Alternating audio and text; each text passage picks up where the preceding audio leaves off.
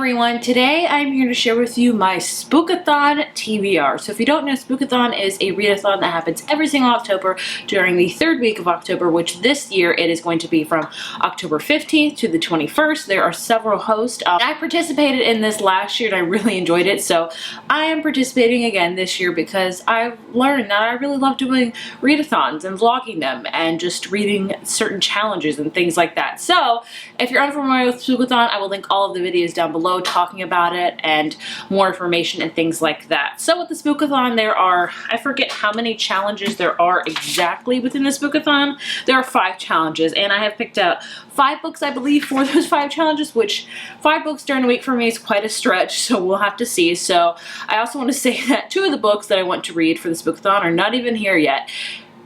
They'll be here like tomorrow, so forgive me as I don't have them. I'll with you all the challenges that are within the Spookathon and what books I am reading for said challenges, so let's begin. The first challenge is to read a book with purple on the cover, and this is one of the books I don't have quite yet. The book I have selected for this one is The Dark Descent of Elizabeth Frankenstein by Kirsten White.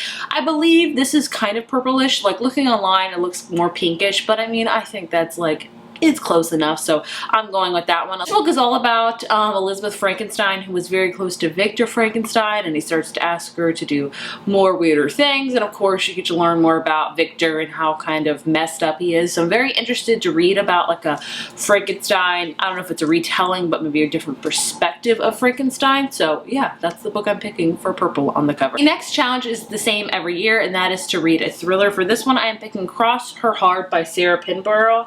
And I'm really nervous about this one because I've heard really good things about Sarah Pinborough, especially her first novel, which I think was called Behind Her Eyes. But the more I hear about this book, the more people can't stand it. So I feel like I don't know if I'll be in the same camp. Either way, I'm going to read it and see what it's all about. This one I don't know much about. I don't know a lot about it, and I don't want to know a lot about. With thrillers, you really have to go into them blind. But the only one is, I feel like I'm going into this one already with kind of a pessimistic attitude, which I don't want to have. But hopefully I'll like it. I've noticed, especially with thrillers, like 70% of people hate a thriller, and I'm like one of the rare few who really loves it because that's been like that for me with several thrillers in the past. So this may be the case for this one as well. Either way, we'll see. So this is my thriller pick. The next challenge is to read a book not set in the current time period. So this could mean like, I think dystopian, set in the past, alternate universe, things like that. For this one I'm doubling up and picking Elizabeth Frankenstein because it's an older book, at least I'm pretty sure it is, so I'm assuming that it's set in the past. So yeah, I'm doubling up on those challenges. The next challenge is to read a book with a spooky word in the title. For this one I am picking Scream and Scream Again by R.L. Stine. Scream is definitely a spooky word. This middle grade novel with 20 harrowing tales, and it has a plethora of authors like Beth Fantasky, Heather Graham, R.L. Stine, Jeff Soloway, Lisa Morton, Phil Matthews. A lot of them I have not read anything from, so very interested for that. And the last challenge is to read a book with photos in it. For this one I am picking The Chilling Adventures of Sabrina. So I have to read this book because your girl's excited for the Netflix show coming out later this month. But I've ordered it. It will be here tomorrow. This is I think what the Netflix adaptation is all about, is taking strictly from this graphic novel. I forget who it's by, but I've heard really good things about it, and I just love like witchy novels, and I'm excited to read this one. I'm sure it's full of pictures I can't show you because I don't have it right now, but rest assured I will have it very, very soon. But yeah, I'm excited to read this one because I'm just so like insanely excited for the Netflix original. Like, it's ridiculous how excited I am, and to bring back Sabrina and a darker rendition of Sabrina. Ugh. So it's actually 4 books I showed you, so I'm going to try to squeeze in a 5th one like I said, and for that one I'm going to pick Broken Things by Lauren Oliver. I just got this in the mail, and I honestly don't know much about it other than it's kind of spooky. It's been 5 years since Mia and Bryn murdered Summer Marks, their best friend, in the woods, and basically they're obsessed with this novel called The Way into Lovelorn, and with their fanfiction imagining of its sequel, the girls were drawn by an undertone of fantasy into the magical world they created.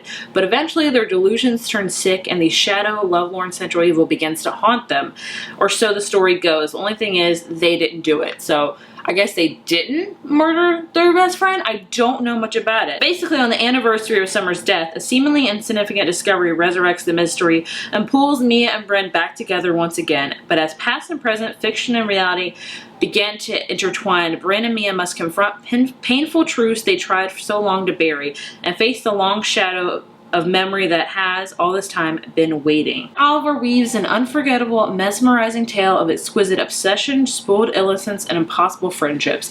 So I don't really know what this is about. Like, there's a whole long synopsis and I'm still kind of confused. Like, I guess their best friend died, but they didn't do it, but people think they did it because they were obsessed with this book.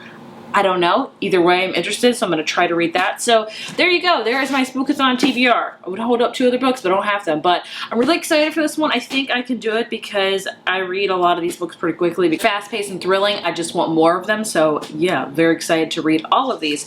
If you're participating in the Spookathon, please let me know what books you are picking and what challenges you're pairing them with. I would love to hear. And yeah, as always with my readathons, expect a weekly vlog at the end of the readathon to let you guys know what I did during the week, how I fared out with reading these certain challenges and things like that. So super excited for it. Can't wait for another readathon. I need to know if there's any readathons for November, December.